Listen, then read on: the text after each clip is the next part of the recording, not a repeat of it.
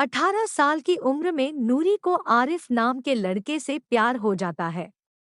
आरिफ नूरी को उतना ही प्यार करता है जितना कि नूरी आरिफ को। दोनों घंटों फोन पर बात करते।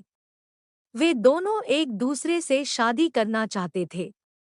आरिफ तो किसी तरह अपने घर वालों को शादी के लिए बना लेता, लेकिन नूरी के घर वाले कभी उनकी मोहब्बत को स्वीकार ना करेंगे, यह बात नूरी को अच्छी तरह पता थी।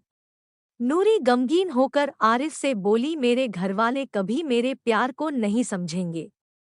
हम जितना एक दूसरे के करीब आएंगे उतना ही बाद में तकलीफ होगी, इसलिए तुम मुझे भूल जाओ, इसी में हमारी भलाई होगी। आरिफ नूरी से, नहीं नहीं नूरी, ऐसा ना कहो, मैं तुम्हें भूल जाऊं ऐसा हो ही नहीं सकता। हमने जो वादे कस्में खाई हैं उनको मैं कैसे भूल सकता हूँ। तुम बताओ, तुम कैसे भूल सकती हो वह। नूरी आरिफ से रोते हुए, हाँ मुश्किल है थोड़ा, लेकिन नामुमकिन नहीं। हमारी मोहब्बत सरे आम रुस्वा न हो, इसलिए यही बेहतर है कि हम दोनों एक दूसरे से दूर हो जाएं। आरिफ नूरी को दिलासा देते हुए कहता है, तुम परेशान न हो नूरी, मैं सब कुछ संभाल लूंगा। मैं तुम्हारे घर वालों से खुद हमारी शादी की बात करूंगा। डोंट वरी नूरी, तुम कितनी भी कोशिश कर लो, वो इस शादी के लिए कभी नहीं मानेंगे और वो मुझे ही गलत समझेंगे। ऊपर से बदनामी जो होगी वह अलग। मैं ये सब नहीं सह पाऊंगी। आरिफ, क्यों ना हम कुछ ऐसा करें जिससे बात भी बन जाए और तुम्हारा नाम भी बदनाम ना हो। नूरी, क्या ऐसा मुमकिन है? आरिफ, बिल्कुल मुमकिन है। मैं अपने घर वालों को हमारी शादी के लिए मनाऊंगा और उन्हें तुम्हारे घर पूरी इज्जत के साथ रिश्ता लेकर भेजूंगा। फिर उन्हें यह यकीन हो जाएगा कि यह लव नहीं अरेंज मैरिज है, और तुम्हारे घर वाले मान जाएंगे। नूरी, ठीक है, तुम यह कोशिश करके भी देख लो। काश खुदा हम पर मेहरबान हो जाए। आरिफ जैसे तैसे अपने घर वालों को शादी के लिए मनाता है।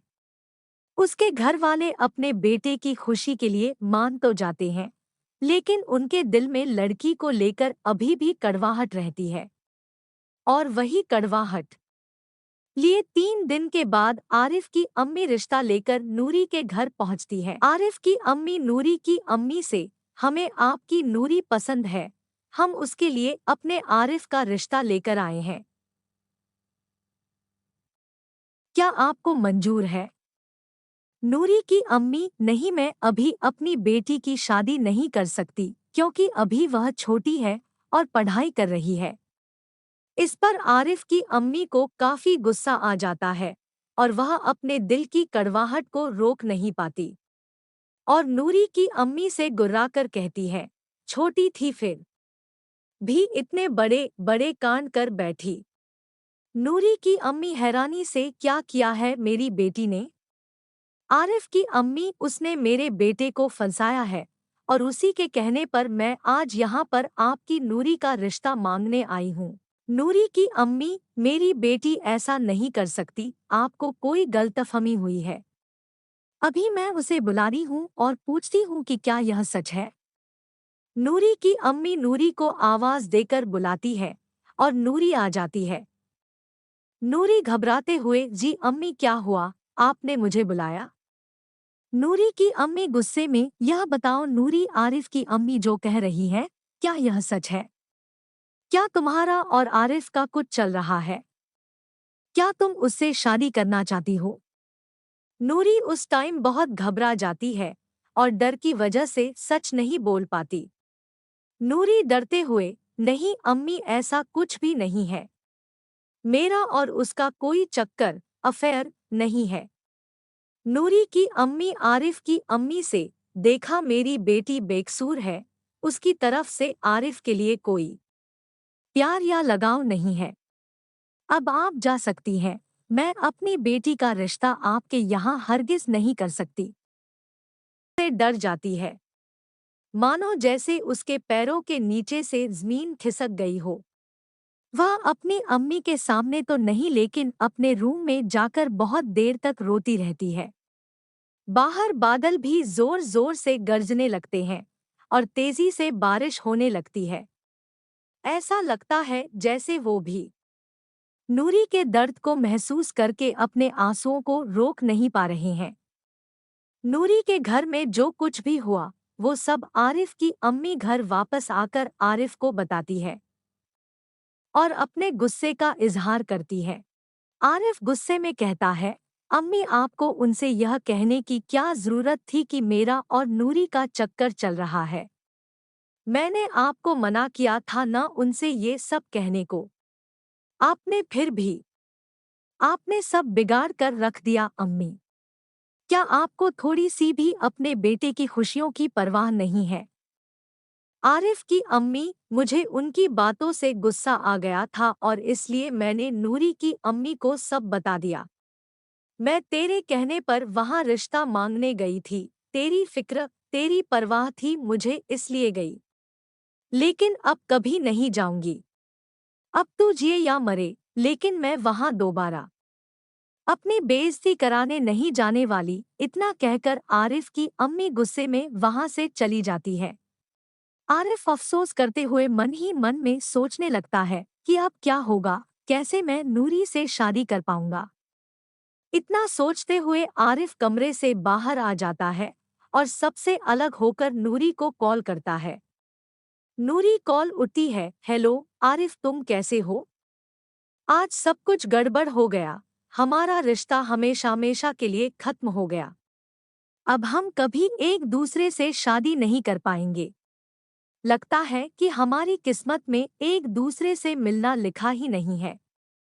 इतना कहकर नूरी फोन पर जोर जोर से रोने लगती है। आरिफ नूरी को समझाते हुए, नहीं हमारा रिश्ता इतना कमजोर नहीं है जो इतनी आसानी से टूट जाएगा। तुम पहले रोना बंद करो और ध्यान से मेरी बात सुनो। अब मैं तुम्हारे घर खुद तुम्हारा रिश्ता मांगने आऊंगा और मोहब्बत का सारा इल्जाम अपने ऊपर ले लूंगा। मैं तुम्हारे दामन पर कोई भी दाग नहीं लगने दूंगा, यह मेरा वादा है तुमसे, समझी? नूरी पहले थोड़ा हिचकिचाती और डरती है, लेकिन फिर आरिफ के बहुत समझाने के बाद वह हाँ कह देती है। फिर आरिफ दूसरे दिन ही नूरी के घर उसके माँ बाप से शादी की बात करने जाता है। आरिफ नूरी के माँ बाप से, मैं आप दोनों से कुछ कहना चाहता हूँ। उम्मीद करता हूँ कि आप दोनों मेरी बात को समझेंगे और गुस्सा बिल्कुल भी नहीं करेंगे। नूरी के पिता, क्या कहना चाहते हो तुम, खुलकर बोलो। आरिफ, मैं आपकी बेटी नूरी से बहुत मोहब्बत करता हूँ और उससे शादी करना चाहता हूँ। लेकिन इसमें नूरी की कोई गलती नहीं है। यह एक तरफा मोहब्बत है जो मैं नूरी से करता हूँ। मैं पूरी इज्जत और प्यार के साथ आपसे नूरी का रिश्ता मांगने आया हूँ। मैं आपसे वादा करता हूँ कि मैं नूरी को किसी भी तरह की कोई कमी नहीं होने दूंगा। मैं उसे बहुत खुश रखूंगा। आरिफ ने काफी देर तक नूरी के माँ बाप को समझाया और अपनी मोहब्बत का यकीन दिलाया।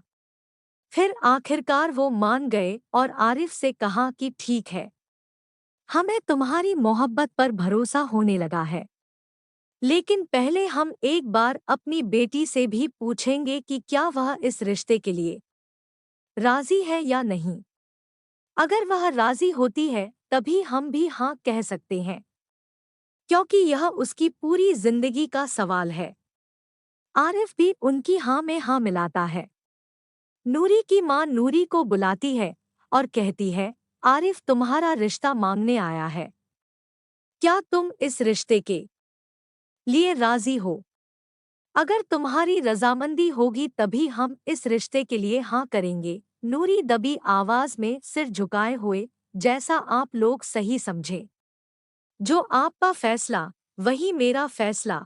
अब नूरी के माँ बाप को भी नूरी की तरफ से तसल्ली हो जाती है और वो इस रिश्ते के लिए हाँ कह देते हैं। इस तरह नूरी और आरिफ की खूब धूमधाम से मंगनी एंगेजमेंट हो जाती है और दोनों का रिश्ता फिक्स हो जाता।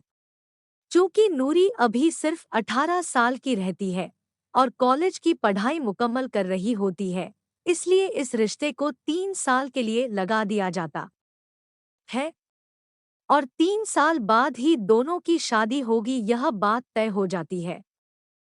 अब नूरी और आरिफ दोनों बहुत खुश थे।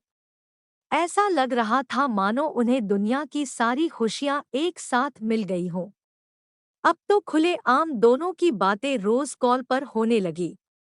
वो रोजाना घंटों एक दूसरे से बातें करने लगे।